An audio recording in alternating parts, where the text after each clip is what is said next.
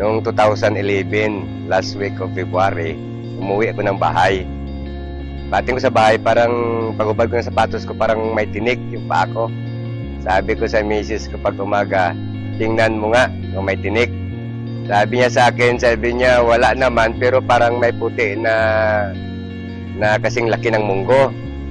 After 4 days, nagpip yung taas ng paa ko. Naglabas doon ng nana. Doon na nag-umpisa na unti-unti na nabubulok yung aking talampakan. 3 months, nabubulok na yung talampakan ko at nagmaga na yung paa ko hanggang sa aking hita. Tapos may fluid na tumatagas na mabaho yung amoy. At doon nag-umpisa na kinain ng uod. Yung paa ko nagkaroon ng uod. Kinain ng langgam yung mga bulok ng paa ko.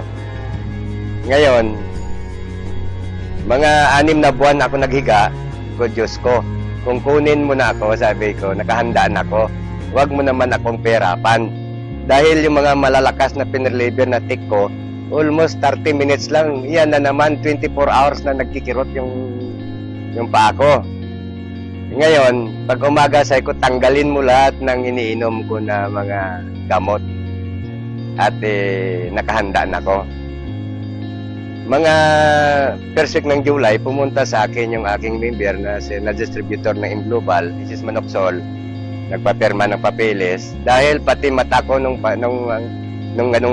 kaikling panahon, nag-blackout na rin. Hindi na ako kita. Ngayon sabi niya sa akin, Pres, bakit hindi ka mag-try ng produkto na M-Global? Sabi niya yung C24/7. Sabi ko sa kanya, ano ba yan? Sabi niya, food supplement. Pag umaga, sabi ng misis ko, niya alis muna ako. Pagbalik niya, may dala siyang isang karton na 24/7. So sabi ko, ano ba klase mag-inom nito? Sabi niya, isang kapsula, araw-araw sa loob ng, parang 3 araw at ayon kung hindi ako magkamali. Sabi niya, 2 sa loob, sabi niya, ng 4 na araw. 4, sabi niya, sa loob ng 4 na araw at magbalik ka sa isa-isa. Nung maubos na yung isang box ko, nakapangutang ata si Mrs. ng isang box pa ulit. Tapos si Mrs. Maxwell naman bumalik sa bahay at sinabihan niya ko, Chris, litratuhan kita. Eko, bakit?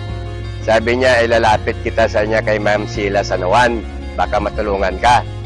So hindi ko na in-speak na tulungan ako dahil di ko naman kilala. Ikalawa, hindi naman ko membro ng M-Global. Mga 4 days dumating yung supply na binigay sa akin, 3 24/7 na box, 3 kulidos, 3 rin na Restolife. So ininom ko yun every 4 hours, isa. Ganun ang routine sa loob ng mga 2 months. After 2 months, sabi ng misis ko sa akin na parang natutuyo, sabi niya, yung sugat mo sa palibot. Hindi rin ako nakumik dahil hindi ko naman makita. Tapos yung aking paningin, mga 1 pa, medyo nakikita ko na yung tao. Ngayon, sa loob ng 2 buwan, sabi niya sa akin, gumagaling, sabi niya, nagkaroon ng laman na, sabi niya, yung paa, at nakakita na ko. Ngayon, ang sabi ko naman sa kanya,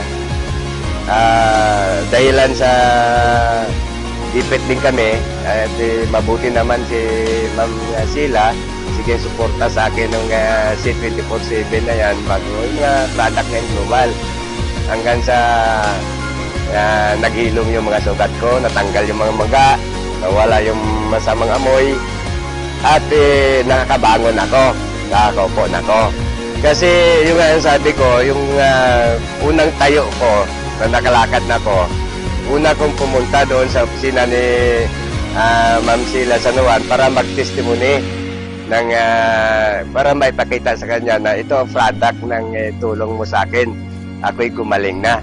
Pasalamat ako sa produkto na M-Global dahil number 1 factor yun na ako'y nagaling.